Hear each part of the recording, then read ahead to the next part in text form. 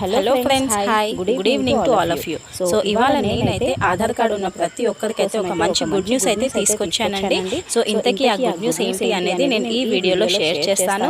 So ఎక్కడ కూడా skip చేయకుండా చూడండి, సో దట్ మీకైతే క్లారిటీగా అర్థమవుతుంది. అండ్ అలాగే బిఫోర్ దట్ అయితే నా వీడియోని ఫస్ట్ టైం చూస్తున్నట్లయితే ప్లీజ్ అండి లైక్ చేసి సబ్స్క్రైబ్ చేయండి, సో దట్ ఇలాంటి అప్డేట్స్ అయితే నేను ఇస్తూ ఉంటాను. ఇంకా డిలే చేయకుండా టాపిక్ లోకి అయితే వెళ్ళిపోదాను.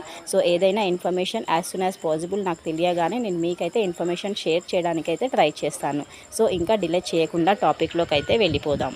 సో ఆధార్ కార్డ్ అనేది ప్రతి ఒక్కరికి మస్ట్ అండ్ షుడ్గా అయితే ఉంటుంది కదా అండి. సో ఏదైనా బ్యాంక్ అకౌంట్ ఓపెన్ చేయడానికి, గవర్నమెంట్ స్కీమ్స్కి కానివ్వండి, సో ప్రతి దానికైతే మనకి ఆధార్ కార్డ్ అయితే మస్ట్ అండ్ షుడ్గా ఉంటుంది.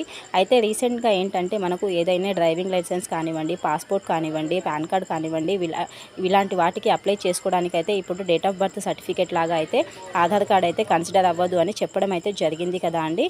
So date of birth certificate లాగా మనకు ఏదైనా స్టడీ సర్టిఫికేట్ కానివ్వండి, బర్త్ సర్టిఫికేట్ కానివ్వండి, సో ఇలాంటివి అయితే మనకు డేట్ ఆఫ్ బర్త్ సర్టిఫికేట్ లాగా వర్క్ చేస్తాయని అయితే చెప్పడం జరిగింది.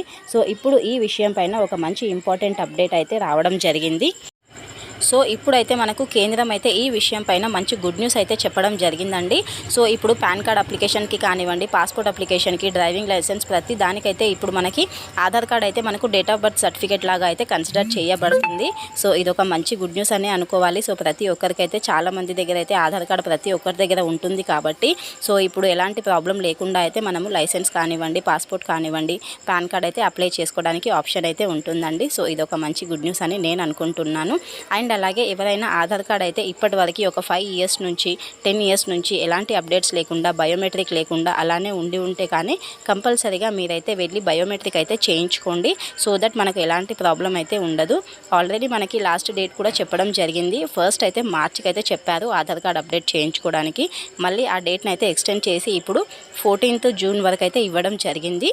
సో ఇంకా ఎవరైనా చాలా ఇయర్స్ నుంచి ఎలాంటి అప్డేట్ లేకుండా, బయోమెట్రిక్ లేకుండా, ఎలాంటి డాక్యుమెంట్ అప్లోడ్ చేయకుండా ఉంటే కానీ మీకు నియర్ బై ఉన్న ఆధార్ సెంటర్కి వెళ్ళి అయితే అప్డేట్ అయితే చేయించుకోండి.